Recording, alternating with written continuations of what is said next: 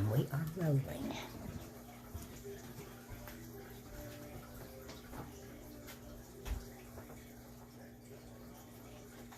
Hello, I'm Terri Lynn, and I'm here today to bring you to an up-close and personal visit with singer, songwriter, recording artist, and the author of the book, The Other Side of Famous, Mr. Jeff K. Dezern and his wife, Angie. Thank you for inviting me into your home today. Oh, wow. Thank you for having us. I mean, this is like awesome. Well, you guys are awesome, and I'm here to let the rest of the interweb know a little bit more about just how awesome the two of you are. This lady over here on the far left, Miss Angie, is one of those rare ladies in Nashville. She supports her husband in all that he does, and I've been here my whole life, and most people don't do that. So you have been a real blessing, I know, in your husband's life. And I've seen the way the two of you look at each other, and I've seen the way he has dedicated the back of this book to you. This couple have been together and actually have been married for 2 years. And she's a big part of who Jeff has become here in the last part of his life. And as I've been told, going to go forward and be a part of his ministry. His ministry is not one that Jeff has reached out for himself. It's been brought to him by the Lord. And he's had one before. It was street ministry. Victory Squad Street Ministry. Victory Squad Street Ministry. I believe this is Yep. some of the little shirt here. Some folks will probably remember this. From how many years ago was this? Oh, 10, 12 years ago. 12 years ago, the Lord laid it on his heart. And he did Victory Squad, Romans 10, verses 9 and 10. What does that say, Jeff? If thou shalt confess with thy mouth and believe in thy heart that God raised Jesus from the dead, thou shalt be saved. And it's as simple as that, folks. Yep. It really is that simple. If you believe that, he'll fill your heart with all you need, and slowly but surely, you'll get there. Now, this book covers the beginning of your life, when there was God through your family, and your music through your family. Yes. And the wanderings that God took you and allowed you to go on so that you got back to him. Jeff was on the other side of famous. He was infamous. And now he's going to be famous through this book, and the fact that he's going to reach out to the folks that can understand. His story is written on his arms. These tats tell you a lot about the man he was, who God had him becoming, and who he is now. And I'm proud and honored to be Jeff's friend. Will you tell us a little bit more about your story, Jeff? Oh, wow, man. There's so much in this book to talk about, but it all started in the Blue Ridge Mountains when I was a toddler in the 60s, and growing up, sitting around bluegrass music, a room full of 12, 15 pickers all the time. And I had no idea at that time, when I was sitting around all that music, that music was going to be the very driving force that saved my life, saved my soul. So the book basically, it goes through all the gang violence, fighting with the Hells Angels, being possessed by the devil. But at the end of the book, it shows how, because I didn't want anything to do with God, because when you shoot dope and stick a needle in your arm for 10 years, and you're in the Ku Klux Klan, and you're fighting the Hells Angel, and you're fighting black people, at the end of that, you are nowhere near God. You're possessed by demons. And I hated God and didn't want anything to do with God. And the music that was setting my soul in the 60s from the Blue Ridge Mountains is the very same music that saved my life. And God got to me through my music. He was like, I don't care how much you hate me. And see, that's the thing about God. You can hate God, you can despise God, and you know what? It don't hurt his feelings at all. What God does is, okay, all right, I'm going to get to you anyway because I love you so much. I'm going to find some way to get to you. And he got to me through the music. As he has many people, and he will continue to. You were talking about the gangs and stuff. You're one of the few people left from all of that time that still survived, thank God. Yeah. This little wall up here is something that reminds him and keeps him centered. Will you tell us a little bit about it? Yeah, these are all my friends I grew up with. They were from the West 4th Gang, and then we ended up in the Ku Klux Klan. And these are all my friends up here who died before the age of 50 because they never would quit doing drugs. They never would quit doing whatever it is you're not supposed to do that's bad for you. And they did that stuff on up in their 40s and 50s. And every one of these people are gone, dead and gone. They're gone. They're erased from life. Their life is over. And I put this up on my wall because to remember them and not take for granted that I'm still here and they're gone. And you know, I'll give you an example. I'm 58. When I turned 50 years old, I was like, oh my God, I'm 50. Oh, I hated it. I was like, oh, I'm getting so old. And then since then, I found out all my friends are gone, and now I turn 58, and I'm like, man, let's go. I'm shooting for 60 now. You know, I'm like, I took for granted what being alive is, and I'm still here, and now I don't take it for granted anymore. And it's a treasure, and it's a privilege to grow old. I know a lot of people don't like old age, but man, I welcome old age. I look forward to it. And as a matter of fact, I plan on living to be 100. I hear that. He's got a lot more work in store for you. So what's it like living with this guy? God put a lot in your heart to do that, didn't he? Oh yeah, oh yeah. Yeah. I try to help keep him in line. Somebody has to.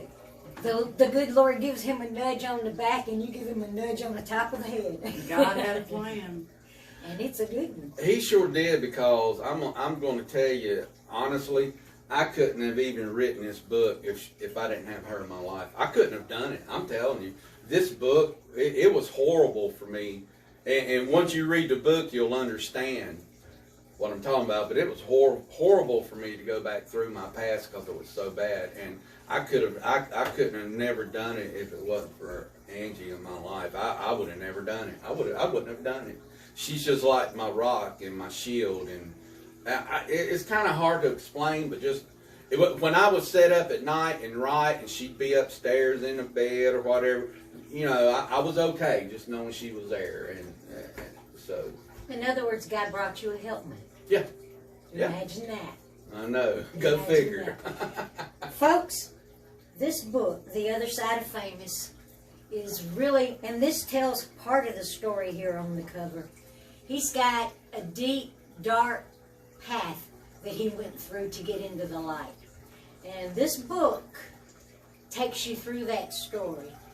But I went through it fairly rapidly, but I had to keep stopping because I had to absorb the power and the testimony that was coming through. And it's like, oh man, I just need to drink this in for a minute. It's a lot in it. Where it was and where it comes to. This would make a great movie. It would be a dark one, but my goodness, there'd be all kinds of color at the end. Jeff, is there anything else you want to say before I get you to sing a little song for us? Well, yeah, you know, Jerry Foster talked me into writing this book.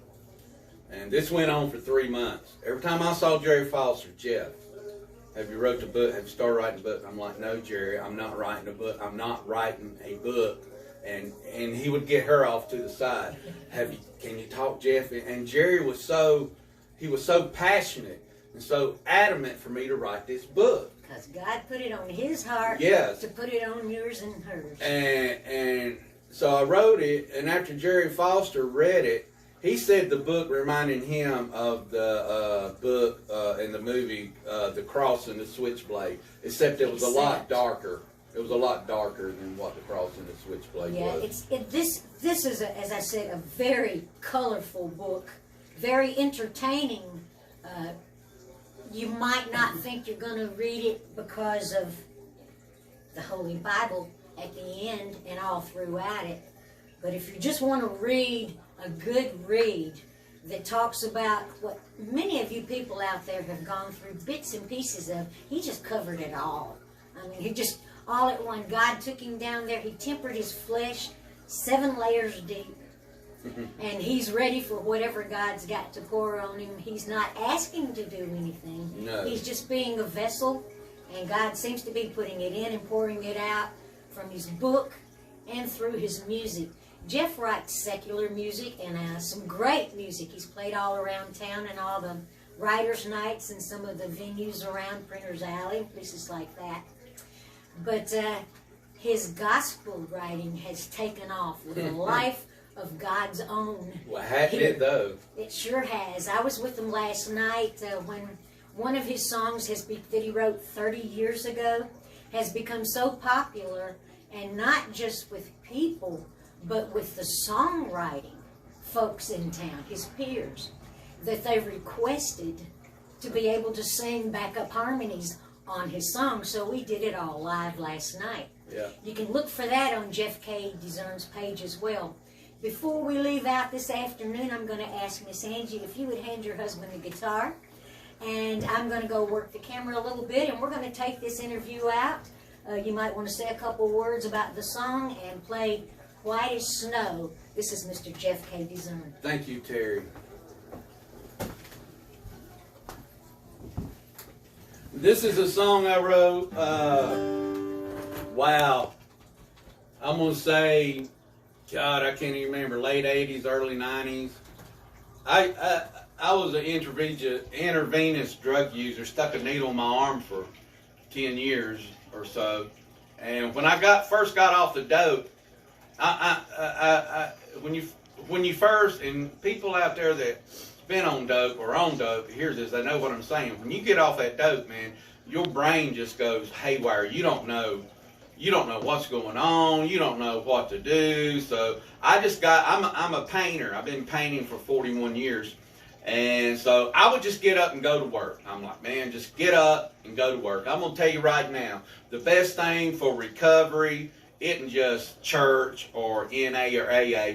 Get your lazy butt out of the bed and get up and go to work and make some money and develop some self-esteem. And that's the best thing you can do for recovery. So that's what I did. And I was pressure washing the house one day, and on the house was all this black mold covering this white wall. And I had been clean and sober a few weeks, and like I say, I was confused, didn't know what I was doing, so I would just go to work, and I was pressure washing that house, bleaching it, and boy, that wall just came crystal clear. White as snow.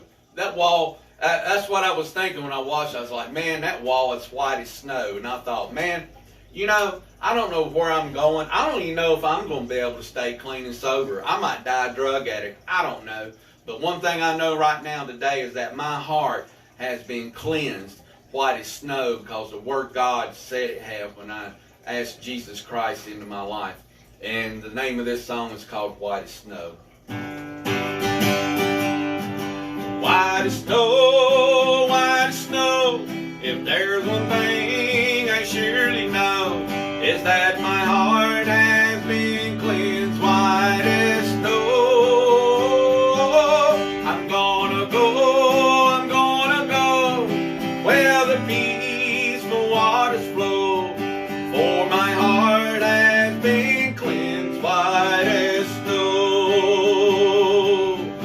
Once I lived a sinful life that was cold and dark, living in a world where only sin filled my heart. Then one night, down on my knees, the Savior I came to know, and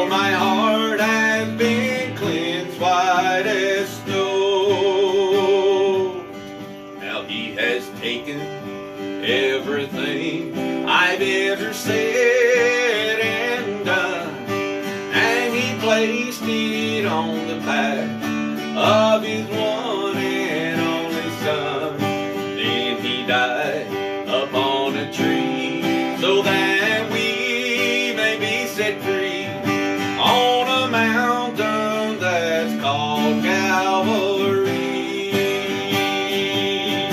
White as snow, white as snow. If there's one thing I surely know, is that my heart has been cleansed white as snow. I'm gonna go where the peaceful waters flow, for my heart has been cleansed white as snow. Oh, come and go, where the peaceful waters flow. Has your heart been cleansed white as snow? Thank you for tuning in, everybody. I hope you got something out of this, and I look forward for more things to come from God and hearing from people that watch this video and God doing major things in your life. Have a blessed day.